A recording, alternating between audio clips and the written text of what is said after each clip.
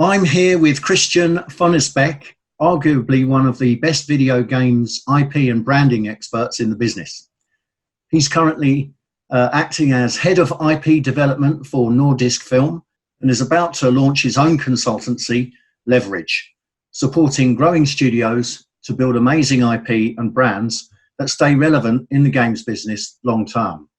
I'm really looking forward to talking to him about how to create valuable IP from the outset. Christian, welcome to the business of indie games. Thanks, Simon. Thank you. So I'll dive straight in. First of all, you're Danish, but you were brought up in England. Can you tell us a bit about that? Yeah, well, I was born in Denmark, and when I was 7, my parents decided to move to England, and I decided to move with them. So yeah, I grew up in Somerset in southern England. That's where I learned to play Dungeons and Dragons, and I got my first home computer, which was an English computer. There was a lot of those back then. And then, yeah, I spent my youth being a fanboy on games and role-playing games and being a dungeon master for 10 years, and you know the drill.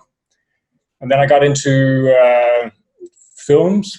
I studied film and media at university and made short films and TV series and things like that. And as I was finishing, I realized that I had missed the 3D revolution, you know? So I went from Commodore Amiga to Quake, and I missed everything in between those 2 points. And I just thought, holy shit, I'm in the wrong business. So that's what it changed again. Yeah, what a wonderful story. And, you know, I clearly, instantly, I already see where the brand and licensing germ was born, you know, with Dungeons and Dragons, which is, of course, the ultimate IP, right? Well, I guess so. I mean, if you do actually a Google Trend search, it's massive, you know. It's as big as Lord of the Rings or any of those big franchises, yeah. Yes, yes, the original and best. I used to make dungeons myself when I was a boy, so there we go.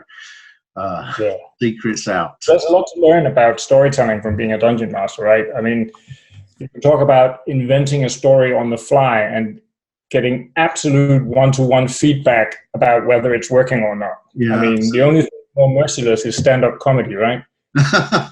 Yeah, I agree. Yeah, yeah, because you know, particularly those wizards, they can be very brutal with their feedback. Yeah. They should be crushed. Yeah. and of course, we crush them as often as possible.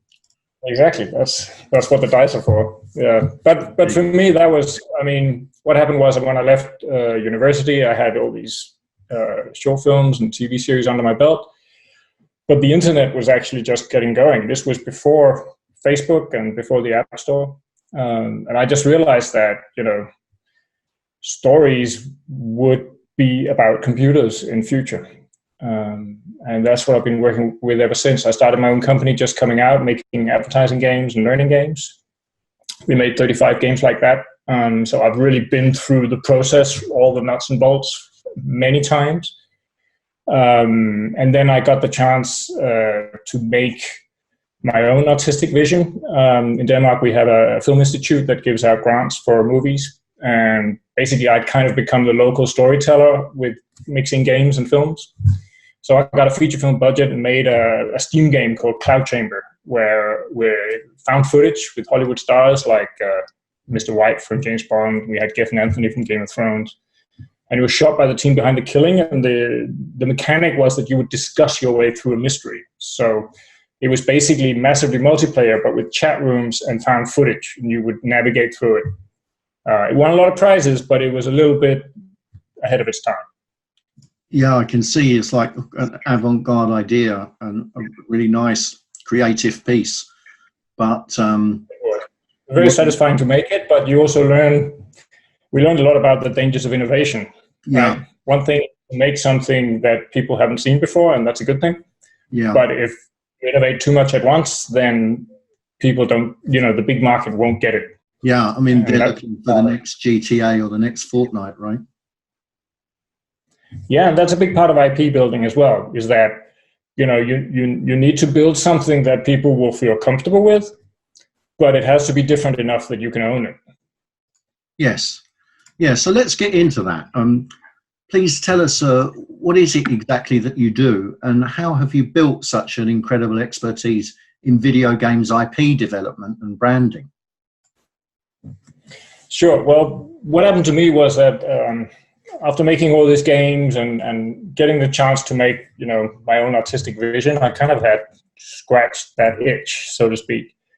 And I started consulting. And basically, I became head of IP development at Nordisk Film Games. And this is the investment arm of Egmont. So Egmont is a Nordic media conglomerate with about 6,000 employees.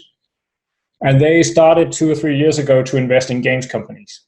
So I think over these 3 years, we've invested about $140 million in 6 different studios. So we bought Avalanche Studios, and we invested in Star Stable and Raw Fury and a few others.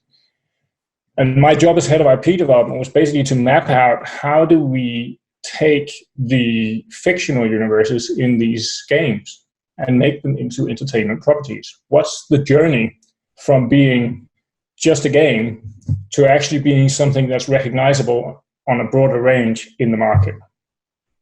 And that was really where a lot of the things that I've been working on earlier with the storytelling and the game started to come together and become, quite a tightly defined skill set. So I would say that's where it is. And it quickly became apparent that, there's 2 things at play here. One is the IP, as in, the fictional universe and the actual design that you're making and the emotional experience. And the other one is the brand, which is, how do you communicate this to the market in an effective way and in a way that has some impact and stands out and reaches the right people. So that's very much what I do. And now I'm starting Leverage with 2 partners. I'm starting with David O'Connor, who's a brand strategist with a lot of commercial experience. And then Gerard Whelan, who's a creative director. So he's the visual man. So what we're basically bringing together here is, on one hand, branding, on the other hand, IP expertise. And that's what we see as, or that's what we realized at Nordisk Film, is that there's a whole generation of game developers who, let's face it, grew up with games in boxes and who are now, pretty much self-publishing. But they've never thought in terms of brands, and they've never thought in terms of IPs, because they got into this because they love making games. And that's basically what Leverage is about, is all these things that we look at with envy that the AAA publishers and game developers have: the brand building, the IP building, the series of games, the loyal fans, the strong positioning in the market where you know exactly who you're talking to and how to do it. We'll go out and offer that to the medium-sized game developers. Wow, that sounds really exciting and a very useful sort of next step in medium-sized studio development and growth. I think you've got a really valuable service there, and it's sort of backed up with all those years of experience in what you've been doing. How fabulous! If we take a step back, is there like a step-by-step process that developers can take, even before they focus on the IP, like market research, for example? How does it all fit together? Well, I think we need to clear up some confusion first, because what is an IP? What is a brand? Where do they even divide between them? So I think the important thing to understand is that human beings really prefer things that they already have an emotional relationship with. I'm going to repeat that sentence. Human beings prefer things they already have an emotional relationship with. If you look at a crowd, you're going to be immediately attracted to your friends. The people you single them out immediately. And it's the same when you look at the games market. There are thousands of games out there. You're going to zero in on the stuff you know. And that's why all the top-selling games are sequels. Basically, they're part of existing brands. And what the AAA companies have become so good at is that they know how to create and leverage an emotional connection. So the key art, the logo, but also what's in the actual game, the recognizable characters and so on. You're buying an emotional experience and you're basically buying it again. And that's why U2's been making the same record for 20 years, right? It's because you want the same emotional experience. You want it different, you want it fresh, but you want that again. And that's why, you know, Lara Croft, Hitman, James Bond, Harry Potter, all those things have each cornered a tiny corner of the emotional market. So they basically almost own this particular emotional experience, and you know where to go to get that. Yeah. And that's what a brand and an IP can do. So your job as an IP builder, if you think of it in that way, is to create a uniquely emotional experience with your gameplay, with your environment design, with the character that's your main character. Your job as a brand builder is to communicate that relationship, that emotional experience to the market in a way that's impactful, that stands out, and that appeals to exactly the people you want to appeal to. So this is the difference between these two things. The IP is the characters and the experiences inside your game, and the brand is the promise you communicate to the market. And the thing is that as game developers, we tend to think that, you know, we're gonna do that later. Let's go talk to publishers and investors and tell them about this cool gameplay feature we've got. But the thing is, the publishers and the investors and even the early fans, they're already thinking about, you know, is this going to be a complete experience? So even down at the very first pitch, you should actually be thinking about both the IP and the brand, because that's a big part of the value that you're selling, both to fans, but also to investors and publishers. So it really starts there.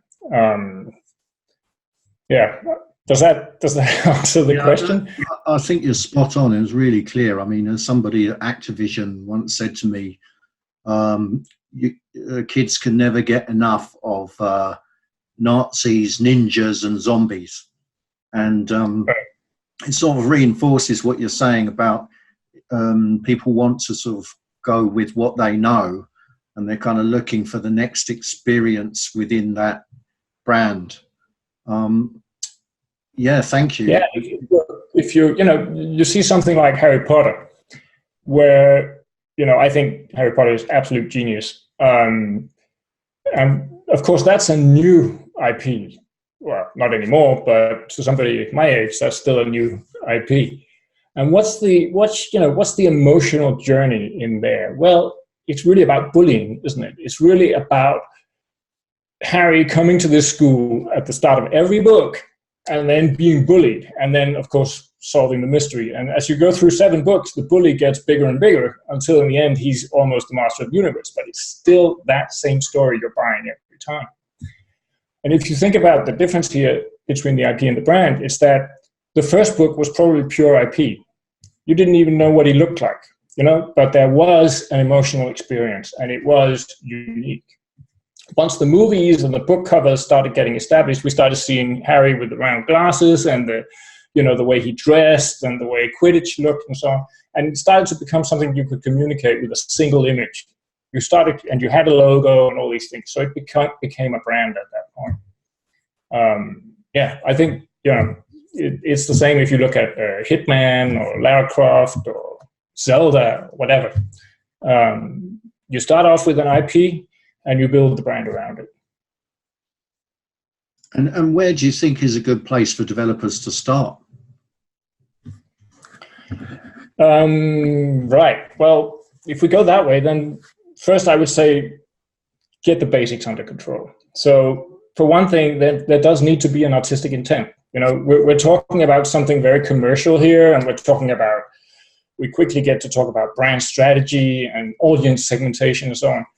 But if you don't have a strong artistic intent, none of that matters. You know, there's a reason why, you know, somebody like King has struggled to make an IP out of Candy Crush. Because yes, it's a brand, but there's really no deep emotional experience there, right? It's Tetris with candy, basically. So you do need to have artistic intent. The things that we're told in indie game school or indie news sites or whatever is true. The real original impulse has to come from the heart. And if you look at Harry Potter or whatever, Hitman even, there really is a unique emotional message in there. So that's the first thing. You do need to have that. And because that's the red thread for everything, both for making your game, but also for thinking in terms of IP and brand and so on. The next thing I would say is that the balance between business and creativity, you need to get that sorted. We see too many, from the investor side, I think we see too many game crews that are either all art or all business.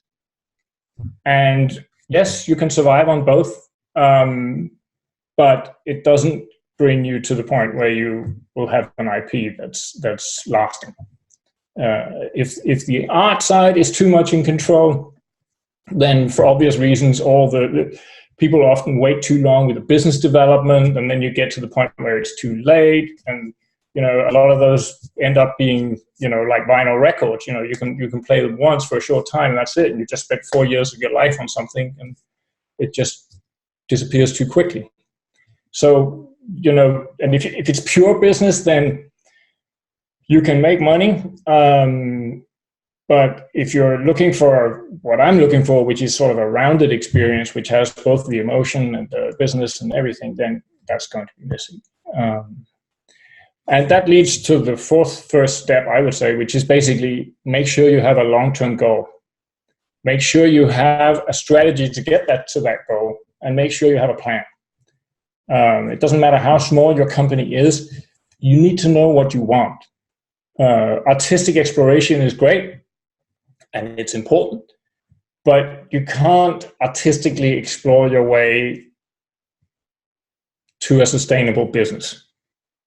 You just can't. You're gonna have 4 years of sleepless nights, and then you're gonna give up.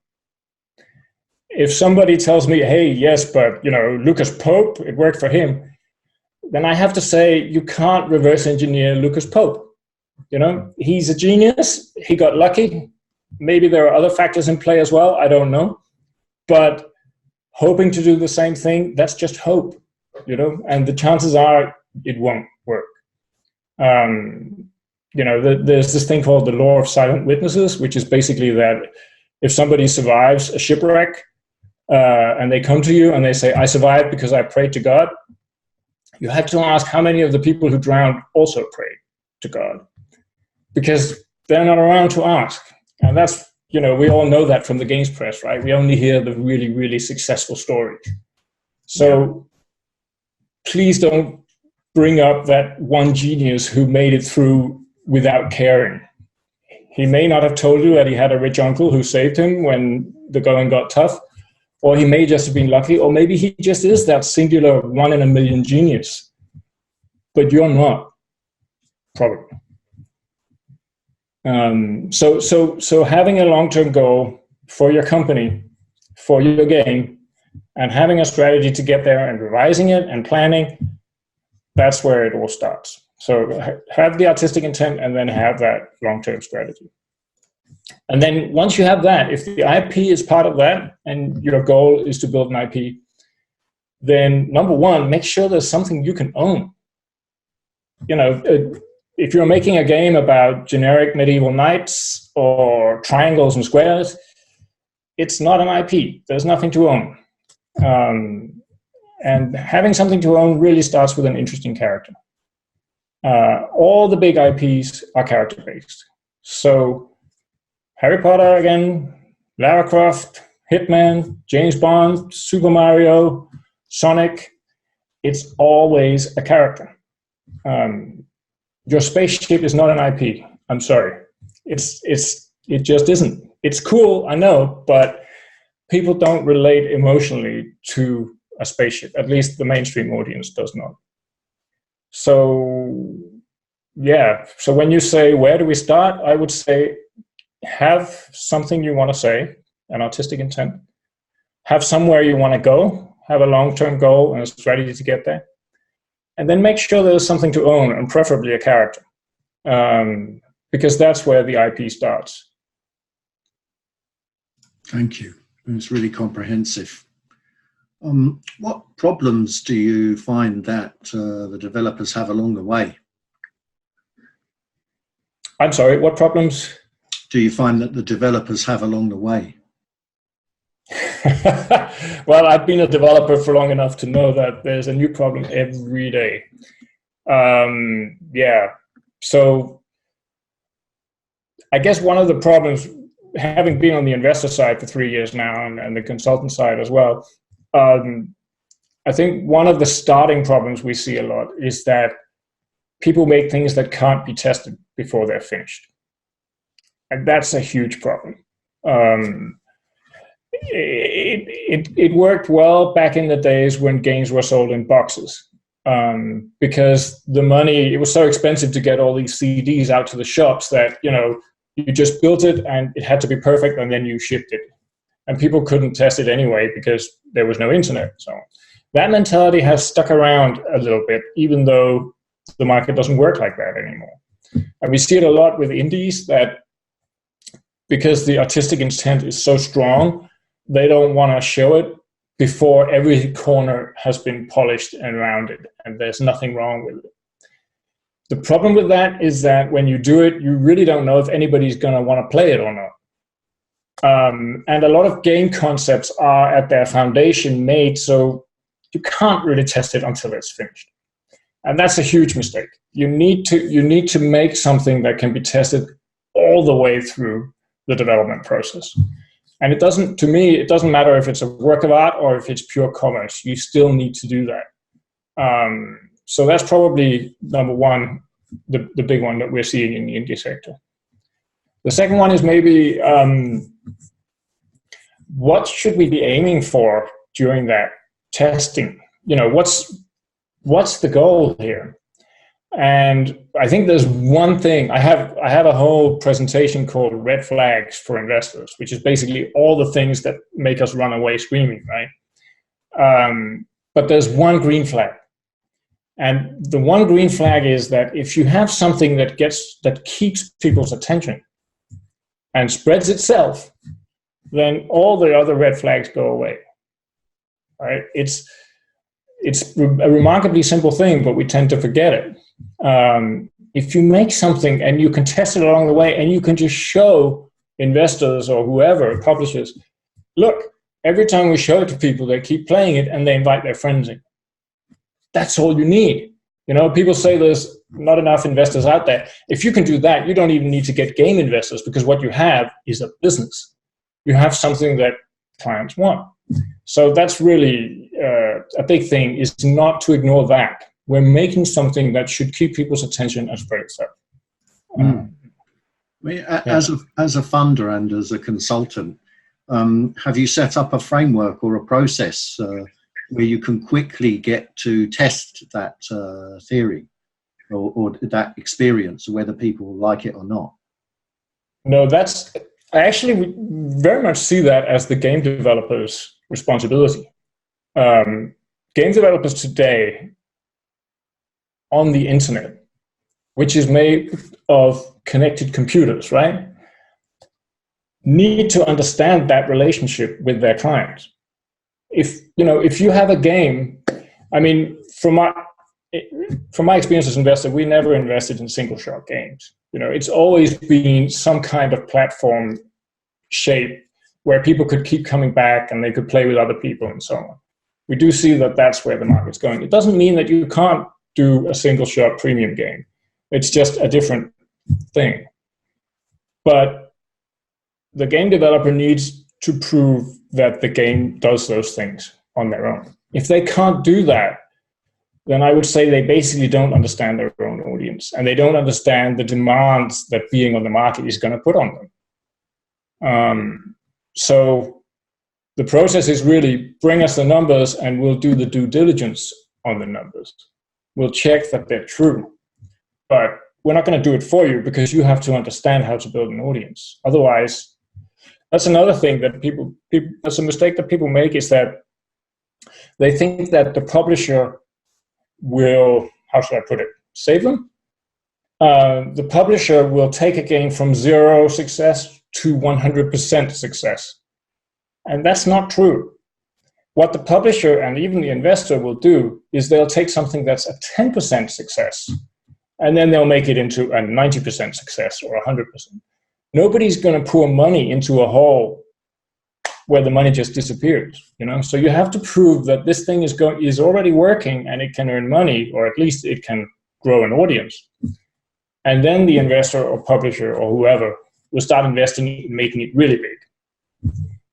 So that's, yeah, I think that's another mistake that we see a lot. And do you ever invest in a developer to be able to get to that first stage where they can prove the numbers? We have. We did when I was at Noise Film Games. But I'm not sure that I would say that it was a positive experience. I think, you know, it's a little bit like saying, we're going to open a shop, but we want somebody else to take care of the customers. And that's 50% of having a shop. You know, you're not opening a shop, you're opening a storeroom. Because if you're asking somebody else to take your wares and sell them completely, that's tough. So strictly speaking, as an independent consultant, I would say, you know, you have to be in touch with your audience. That's important. Mm. The thing is, again, so the other side of the coin there is that, you know, you know, if I can open a shop and take care of the customers, what do I need the investor for? So there's a ground where, you know, there's that artistic integrity should be funded, you know. I agree with you, but you have a point, but I think you should be aiming to not need the investors. That should be your aim. What you'll realize is that once you've taken it to a certain size, if you want it to go really big, then you're going to need the investors anyway, because the money you're earning will not be enough to cover future investments or leaps into bigger markets or so on. You know, very few things just keep on spreading on their own. Flappy Bird, yes, but again, that's an exception. It's an outlier. So I think the best possible situation you can get is that you don't need investors. And then you go get investors, because then you can have even bigger ambitions. I think that's, you know, a fundamental rule of negotiating is that you always need to demonstrate that this train is leaving the station. And we don't really need you, but if you want to come along, you're welcome. That's the kind of train everybody wants to get on. Sure, absolutely. I can see that. Yeah, nobody wants to get on a train that doesn't start and doesn't have anybody on board, and there's no smoke coming out of the chimney and so on. You know, you want to get on something that's just about to leave. So the better when you're building your business around your artistic intent, you need to check all those boxes and make sure, you know, the engine's running, the passengers are happy, blah, blah, blah. I don't think I can take that metaphor much further. Thanks. I mean, it's a really clear and good metaphor. Yeah, so can you tell us a little bit about how you view IP development and what the goal is? Actually, I think you covered that, to be honest. Sure, but I mean, just to iterate quickly, I mean, the goal is to get from selling gameplay to selling an emotional experience, and to be able to repeat that emotional experience in a series of games. If you can do that, that's an IP. And ultimately, if it's strong enough, it can migrate to other media as well. So then it becomes an entertainment property. And you could say that, you know, that's going to take so many years. Why does that matter? I'm just starting out.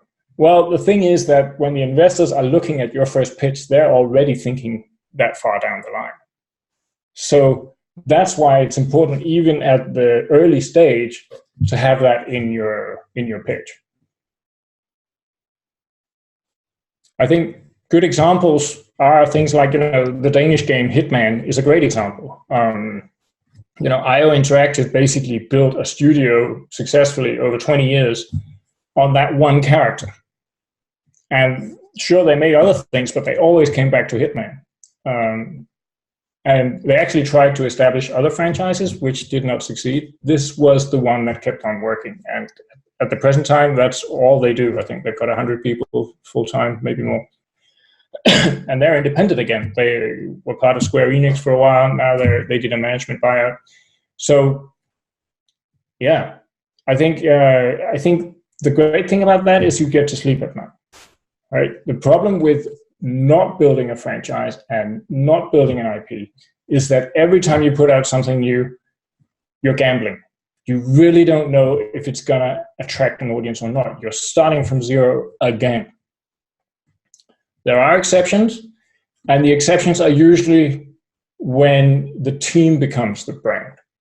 So the next Lucas Pope game will do great because Lucas Pope is now a brand in certain segments of the market, and people wait for his next game, and journalists wait for his next game. So it can be done, but I'm not sure I would recommend it. Thank you. I think I would recommend the character-based version. So I guess the goal is really, when you say it, that what you want to do is you want to corner an emotion. You want to be the character that defines a particular emotional journey. And if you think about it, Lara Croft is always about looking for dad in the ruins, right? This is the emotion that's embedded in every game or film or whatever. Hitman is always about, Agent 47 struggling to complete his mission, but also struggling with the organization that controls him and his own identity, right? It's that story every time. So they kind of own this emotional journey. If you want to make a Hitman game today, you'd better place it pretty far away from that Hitman story, because otherwise the big question is going to be, why would I leave what I'm already enjoying to risk my money on you? So that's what these successful IPs and brands do, is that they basically own a little slice of the market. And that's valuable. I don't know this, but my guess would be that when IO Interactive sold the company to Square Enix, I would be surprised if the team and the technology was more than half the value. I would think that the Hitman IP was at least half the value. And that's something, the beginning game developer doesn't really think about. It's that this is where the value is. People have spent hundreds of hours with this character. When they look into the Steam store or into their local Epic Game Store or whatever, that Hitman, that's the guy I recognize. I spent so many enjoyable hours with him, maybe I'll do that again. And your new game, which doesn't trigger any emotional recollection, has to fight that. And that's an unfair advantage. That's great. That's so well explained. I really appreciate that. You talked a lot about your work starting with understanding team dynamics and workshopping with teams to step out of their designer bubble. How do you think game developers have tunnel vision with their games, and what do you do to combat that? That's a really good question.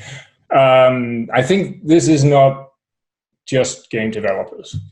I would be surprised if it wasn't like this in every sector. And the problem is that people get tunnel vision. You're absolutely right. I think the problem is that we get too close to the trees to see the forest, right? We spend so much time crafting this game and loving it and all these things that we become enormously invested in exactly how we see it. And the problem is when you put it on the market, all these other people don't see it like you see it. They haven't spent thousands of hours, designing the spaceships and making the shadows fall right and all those things. They don't have that relationship. and you're giving them 1 to 2 seconds to look at a picture and decide whether they want to click for more information. So the tunnel vision is just something we see everywhere. And one of the things we realized when we started to help teams to build brands, for example, is that what will happen is the management in the game company, they want to do it. You know, we want to build a brand. We want a bigger audience. We've got this hardcore audience for episode 1. Now we want to go mainstream. And so we say to them, well, the difference between the hardcore audience and the mainstream audience is that the hardcore audience, they're feature-based, right? They want a looter shooter with a lot of gear progression. That's what they're going for. But the broader audience, they want Harry Potter. The mainstream audience is looking for an emotional experience, and they're looking for something that's emotionally relatable. The same game can do both, but you can't sell it in the same way. So the way you market to an early adopter hardcore audience is completely different from the way you market to a mainstream audience. The challenge then is that the management in the game company and the team in the game company are not on the same page. So the management who are looking down the spreadsheet every day thinking we need a bigger audience, they're ready to do this shift and start building a brand. But the team is not. The team is invested in the hardcore vision that they just spent 4 years building. And what we see is that this has happened a couple of times, is that we'll go into a process with the management and then the team will just go like this, no fucking way. You know, we don't want to make Harry fucking Potter. We're making hardcore shooter number X. So that's a really big challenge. And the team is often, you know, they're very closely connected with the early adopter audience. This is where they have a lot of communication and so on. And what we found out is that you just need to involve the whole team in the process. And there's no way around it. If the management thinks they can just do this and then plug the brand marketing on top and the team will sit and take it, they're wrong. The team will leave. It's such a big part of, I mean, they're artists and they're invested in this. So what you need to do is you need to, when you start shifting towards a broader audience and you want to start building a more appealing brand or a more broadly appealing brand, you need to do it with the whole team. And you need to, and the great bonus of it is that the brand needs to be built on the original artistic intent anyway. You know, you don't want to divorce those things. You don't want to put a brand on top of a game that don't fit together. You want these things to be one and the same. What you want is you want the brand to amplify what's already in the game. And that starts with the original artistic intent. So when we go in and do the workshop, we need the whole team because we need to figure out what was the original driving force behind building this game. And once we have that, then we can start building a brand that will not only work, but that the team will actually like as well. So, you know, that tunnel vision, there are ways around it. Or it's not even around it. You just need to go straight into it because it's really, really important. Yeah, it can be embraced as part of the process. Sorry? It can be embraced as part of the process. Absolutely, yeah. And it's such a huge undertaking to make a game. There is no wonder that people get so invested in, you know, their particular vision. Yeah. And so with the consultancy leverage, do you have like a sort of hand-holding, step-by-step approach in the consultancy to be able to address these individual issues? Yeah, what's happened is that over exactly this, you know, we ran into this tunnel vision challenge and we thought, how the heck do we address this? So we've slowly been building a process where basically, you know, we'll start small and we'll discuss where we want to go and so on. And then we'll work with the team to figure out, you know, where does all this come from and where do we want it to go? And then we can start prototyping brand elements and so on. And usually it kind of flows back and forth between working with the team on the IP and working with the team on the brand. And we're not changing the IP, but sometimes we need to figure out what's the most important part of the IP. Because again, you know, if you've made an enormously complicated game with all kinds of crafting systems and open world and so on, and you have to take a step back and say, so how does somebody who's never heard of this, how do we communicate that experience to them? What's the most important parts of this IP? And what are the parts of this IP that will appeal to the audience we're trying to talk to? So it becomes kind of a back and forth. And the thing that really ties the brand and the IP together is strategy, you know, that you have a plan for where you want to go. And that's really the sort of triumvirate that we've made with Leverage, is that we've got David, who's a brand strategy specialist, and we've got Jerry, who's a creative director with the ability to visualize these things, and I'm an IP expert. So it kind of rotates between those, and then working with the team. And then lots of iteration, you know, lots of feedback.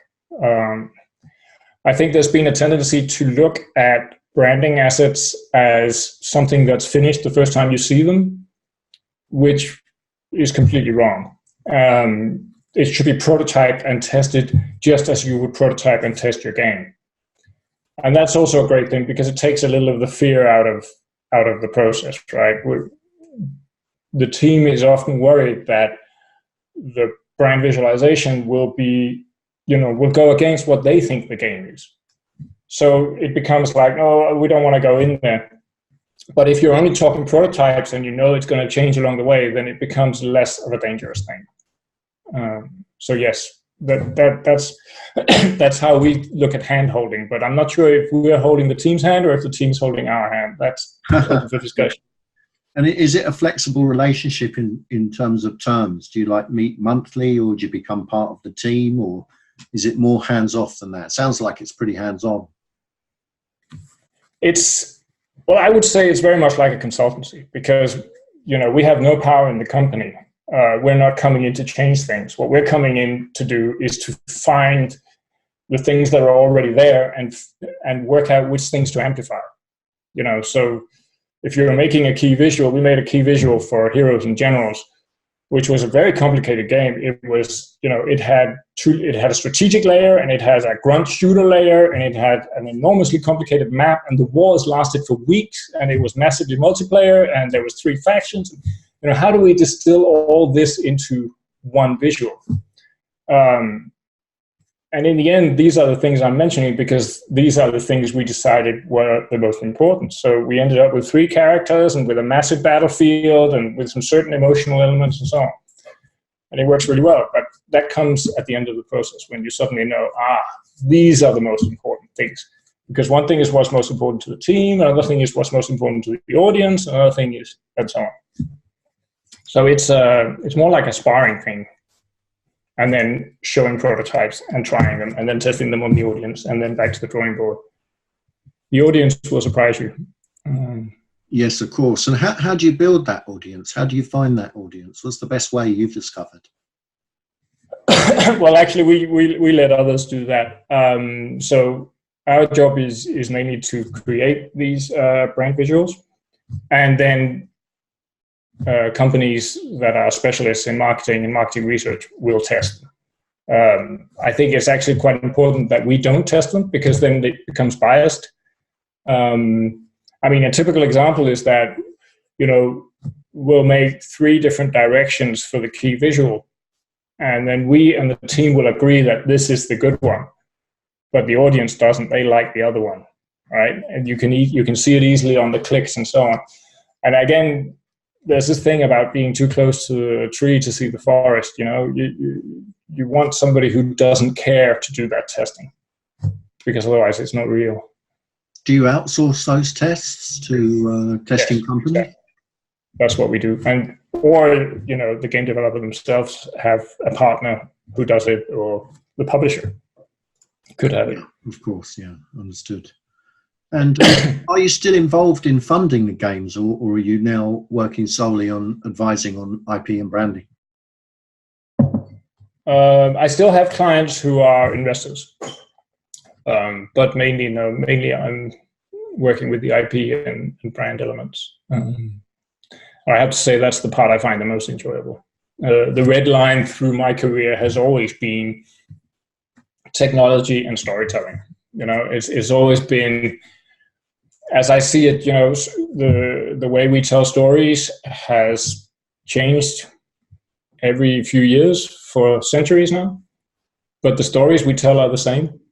And I find that fascinating. To me, the idea that human emotions can be given a form that people can play their way through is fascinating. That's what the IP is all about. What are the basic emotions that we're engaging with here, in which order? And that's what the brand building is about, is how can we distill that down into something that people will react to. Yeah, I do both, but that's definitely where my heart is. Understood. If developers are looking for financing now, can they come to you, or should they? No, they shouldn't. What happens is that some investors come to me and ask me to evaluate investments, but no, I'm not financing, and that's not what I do. Great. But if they're looking for advice on their IP, or if they're looking for advice on their brand building, then they should come to me. Understood. Thank you very much. And can I ask, if you had your time again, would you do anything differently? What would you do differently? That's interesting. Yeah, well, I mean, I think I would end up in the same place. I think I really enjoy what I do. But of course, we've all made mistakes. I think when I got the chance to do my own thing and I had complete control, that part I would have done differently. It was very satisfying to do it. When I made Cloud Chamber, we built exactly the vision I had, with, of course, the limitations we had. But we innovated too much. That was the big lesson I took away from that. It was, if you innovate too much, people just don't get it. And the people who do get it is a small art house audience. And that audience is smaller than you think. Trust me. When we were making it, Dear Esther had sold 1 million units. These were the early days of Steam. And we brought out something that had much better production values and did a lot of new things and so on. And in the meantime, of course, Steam exploded, and suddenly there was hundreds of games every week and so on. So it was a completely different market by the time we came out. But the thing that Dear Esther did so well is that it innovated a little, and then that's what it did. It just did that really well. And we innovated on a lot of things, and that was a mistake because that confuses people. So I think that I would have done differently. I would have done the same thing, but I would have not innovated quite so much. Yeah, I think that's the main thing. I think my passion for these subjects, for this whole gaming and stories and how these things fit together, that would be the same the second time around, I think.